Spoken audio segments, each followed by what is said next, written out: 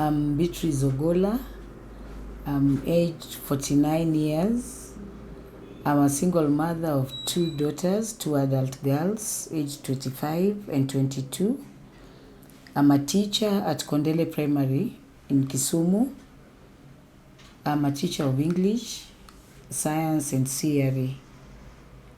Well, initially it wasn't my dream to become a teacher, but my father insisted that I go for teaching. I don't know what he saw in me that made him think I would do well in teaching.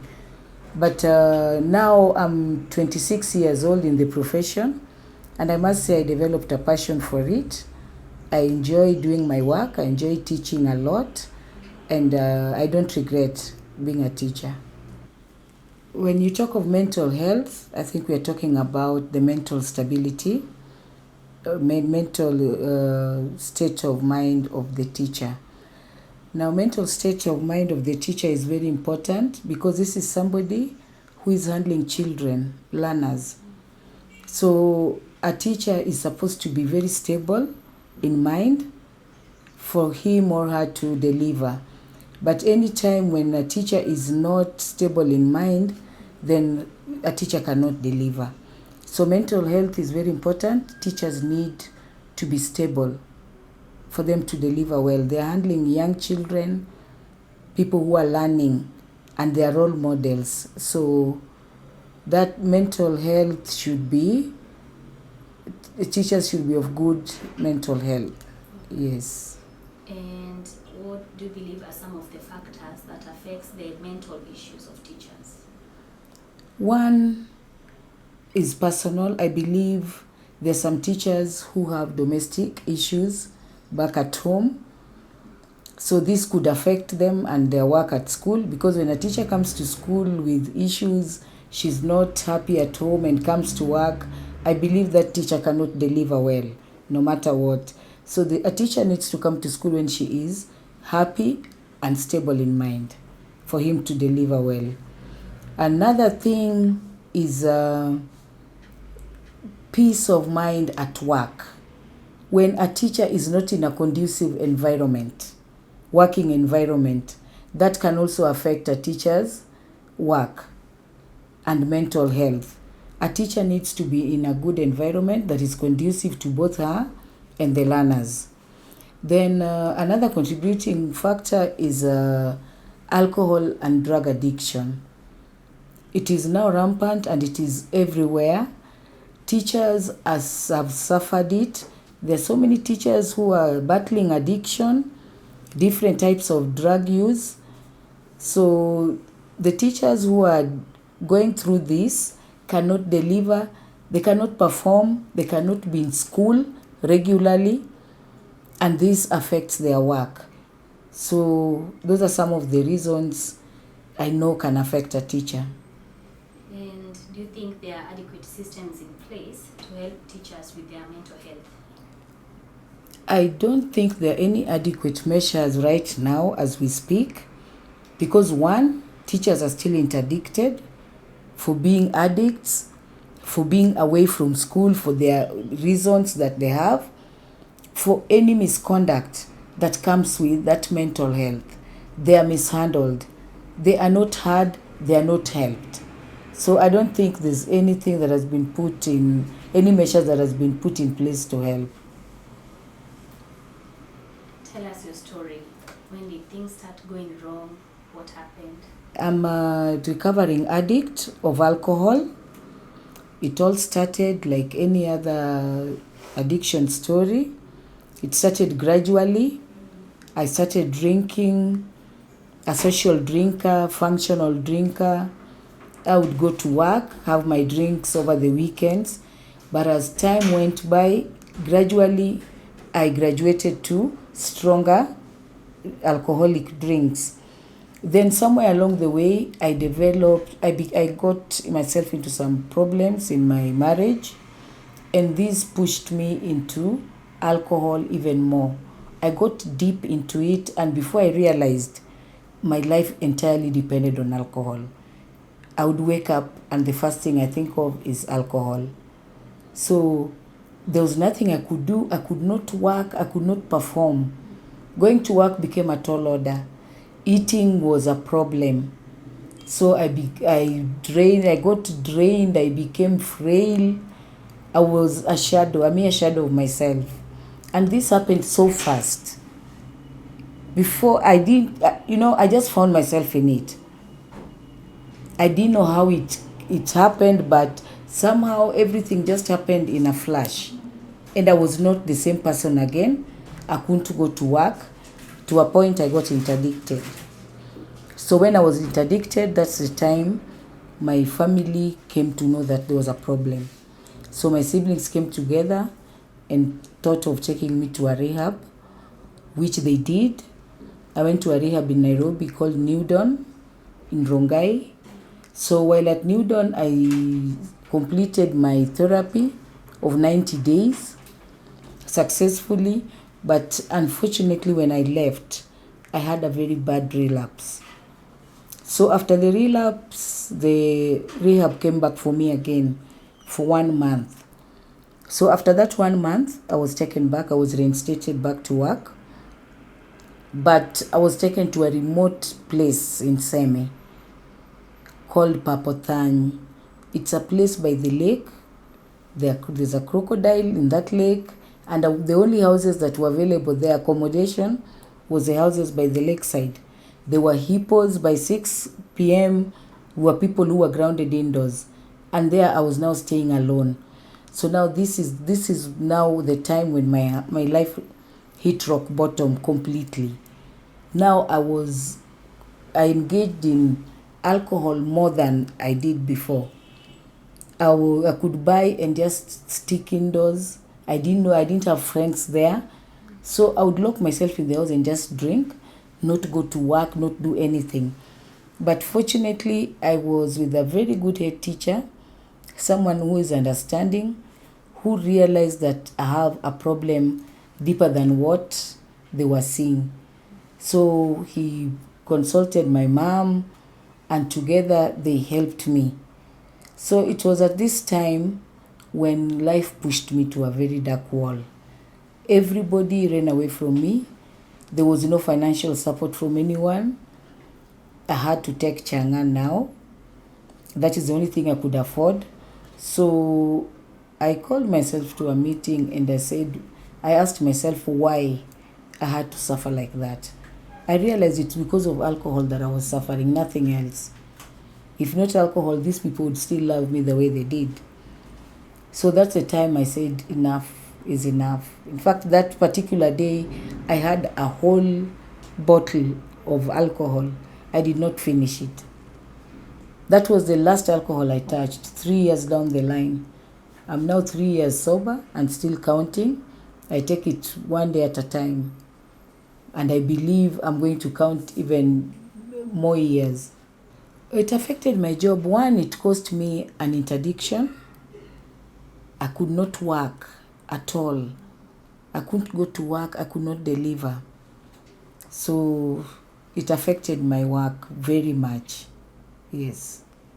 And how about your mental health? My mental health, it reached a point I became suicidal. I'd also given up on myself because when I was interdicted, I felt like they did me wrong. They should have understood me, but they didn't. So that made me have a lot of resentment. I felt like I've been wronged and, people don't love me, people don't understand me. They don't understand why I'm going through what I'm going through. I would go to drink without money, get embarrassed when I can't pay the bill. At times they would call my siblings. I would give them numbers of my siblings or my mother to send them money to pay, to clear that bill. There were times I was held in bars until that bill is paid. Then there are also times, those staggering episodes when you're high, staggering by the roadside. You meet parents of children you're teaching, friends of your children. It was quite embarrassing, and it lowered my dignity a lot. I no longer got the respect I deserved from the people around me. Yeah. How long did it take you to finally reach a point of acceptance and cope with the new changes in life? Yeah, it took long. I had tried. I kept on trying. There were times I would go for 3 months, then relapse. But I realized those were times when I wasn't ready. I had not accepted. I came to accept when I was alone. Everybody had given up. And I was now left alone. It was me and my God. So that's the time my eyes opened and I said, I must do something. It was either I die or I live, two things. And I chose life. When I remembered I had children who looked up to me, then I said, no, I cannot do this to my children. Let me just try and let me live. So it's God. I just asked God to help me. And that is how I got myself sober to date. Did you feel like you had enough social support to cope with the problem? Yes, before I felt most of the people offended me at that time. But now I realize I'm the one who offended people more than they offended me. I put them in very awkward situations. And there were better things they could do, but now it was my life they were centered around. So somebody like my mother played a big role in helping me. My head teacher at Papothan at that time also supported me a lot. He tried to understand that it wasn't me. There was something wrong that was triggering all these things. Then again, my siblings who sought to get a solution, which was the rehab. Yeah, because had they not taken me to rehab, I believe things might never be the same the way they are right now. So I think their support was good enough. If we had professional therapists who can help us face our problems, the challenges we have, in most cases you'll find that most of these addicts, there is an underlying issue. Something pushes you to it. So if you can get someone to help you solve this problem that is hanging around alcohol, making you hang around alcohol, then I believe we cannot get those cases of addiction. Because as at now, almost every school has got an addict. Every school has somebody struggling with addiction. I don't think there's enough awareness as at now. There are so many people who still take addiction to be somebody's choice when it is a disease. Not everybody gets addicted. There are people who drink, but they're not addicted. They do their things, they eat. Their life is just normal. So most people don't realize it is a disease, and it is something that is gradual. It keeps on growing. It may be small today, but tomorrow it comes to be a bigger thing, costing you your life. My advice to anybody who's battling addiction is that there's hope. There is a lot of hope, and only if you accept that you have a problem. If it happened to me, then it can happen to anyone. I'm not special, so I believe there is hope. Let us seek help when we are faced with challenges. Let's not divert and run to other avenues. We have therapists who are qualified. We can run to them and get help. It's a very good idea, and I'm very grateful for Kewater for that initiative. This can help teachers a lot if they go around and create that awareness that there is help at the end of the day for the problems that we have. Regardless of the magnitude of the problem, we can get help. And also, if they could give us those avenues where we can get the help, create awareness and give us those avenues where we can run to for help, then I think teachers will be better placed. What I would like to be included, maybe just the professionals who will be there and available and at a very reasonable cost that teachers can afford. Because again, if it is something that is going to be costly, then teachers might not opt for it. But if it is something that will be available, easily available, you can reach them easily and at a fair cost, then I think teachers would be more than willing to get help. I think teachers should be treated with some dignity like humans. When there is a problem with a teacher, I think there should be a better way of handling that teacher. First, by going deep into the root cause of the problem, other than dismissing a teacher, interdicting a teacher. Because, like, let's take an example of interdiction. You interdict somebody, like I was interdicted. I'm alcoholic. I must drink.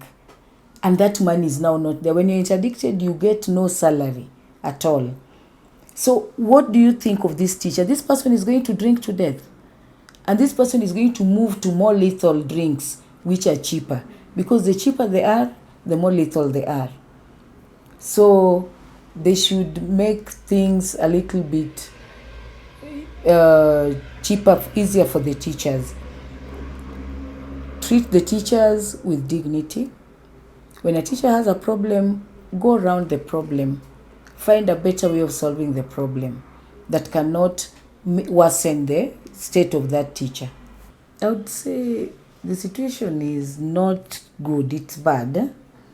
Because just like I said, every staff has a victim. Every staff has a victim. Others have more than one. Yeah. But every staff has someone who's challenged in a way. Someone who cannot perform because of his mental health, cannot come to school, doesn't come to school regularly, and that the person is just covered so that the person is not interdicted. But instead of covering this person, they need help. At times, some head teachers would be like, I don't want someone to die because of me. I'm just going to look at this person. But you see, that should not be the case. This person needs help.